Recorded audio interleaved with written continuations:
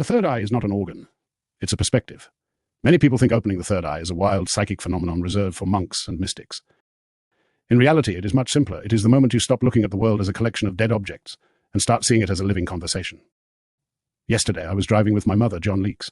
We stopped at a light and saw a sign that said, "Expect delays." She laughed and said, "Well, that's not very nice." I replied, "My goodness, they don't even know where we're going." At that moment, she was seeing with her third eye. She wasn't just looking at a piece of metal and paint, she was interacting with a signal. Now, when delays occur, she won't mind. Her team warned her ahead of time, from dead mass to living intelligence. We've been raised under the illusion that the world is made of dead particles created by people in the past. We are taught we are just one person with one name moving through a static environment. The truth is, your body is a sophisticated remote control operated by a team of thousands of intelligent internal identities. You aren't a solo act, you are a conscious collective, a symphony of names. When your eyes land on a specific sign or your hands touch a specific object, it isn't an accident. Your internal team is using your body to tune into specific frequencies of light and mass to communicate directly with you, the proof of our plurality and why names are changing. Look at the evidence in the human psyche. In studies of dissociative identity disorder, researchers have documented systems of 1,000 or more distinct identities within a single human form. These aren't glitches, they are a specialized internal team. In DID, they operate separately for survival, but in a unified state, they are meant to work together as a specialized crew to operate your body, the ultimate remote control. Have you noticed more people changing their names or adopting handles and avatars lately? Society calls it a trend, but the third eye sees the truth. People are tapping into specific identities within their team. They aren't changing who they are. They are finally recognizing that a single, stagnant name cannot possibly represent the 1,000-voice choir living inside them. They are choosing the lead singer for the specific life they are building. The science of the shift, the RAS, and reclaiming your bias. This isn't just woo-woo, it's biology. Your brain has a filter called the Reticular Activating System, RAS. Its job is to filter out the millions of data points you see every second and only show you what it thinks is important. The illusion, we're told cognitive bias is a flaw or a bad thing. This was framed by a system that wanted us all to follow a single, pre-packaged dream, the American dream, and forced our internal teams to filter for their goals.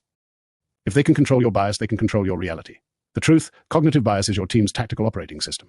When you reclaim your bias, you give your internal team new orders. You tell them, stop looking for the life they told us to want, and start looking for the life we are designed to create. You turn it into a tool for your own specific destiny. The trained remote, from movement to mastery. Think about a professional dancer. They move their body in ways that seem impossible to the untrained eye. They aren't thinking about every muscle fiber. They have trained their internal team to execute a flawless, synchronized performance. We see this same mastery in people who can text with one hand, write with the other, and hold a conversation. All while navigating a crowded street without missing a beat. Each action, each memory, and each movement is managed by a specific part of your internal intelligence. When you fine-tune your connection to your team, you don't just move, you resonate. You stop being a passenger in your own skin, and start being the architect of your resonance. The July 24th signal, moving without fear. The real magic happens when you realize the stop sign moment isn't a rare event. It is the constant state of reality. Everything you look at is a signal curated by your team. Everything you touch is a data point selected for your journey. Every word spoken to you is a direct communication intended to help you navigate your story.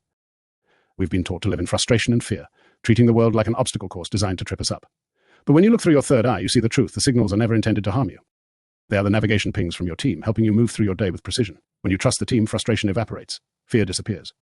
You realize you are being guided through a living, breathing masterpiece of your own making. Heaven on earth is a choice of focus. When you experience a synchronicity, an irony, or a coincidence, that is your third eye in action.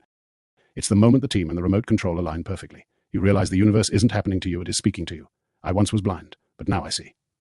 This doesn't mean you see ghosts. It means you see the perspective shift. You see that every particle and every photon of light is a living being contributing to your journey and communicating with your internal collective. We are a single voice made of 1,000 truths. Stop trying to open something and start shifting how you look. You have your own dreams, your own growth, and your own family to build. When you align your internal team toward your own vision, you don't just find heaven, you create it right here on earth.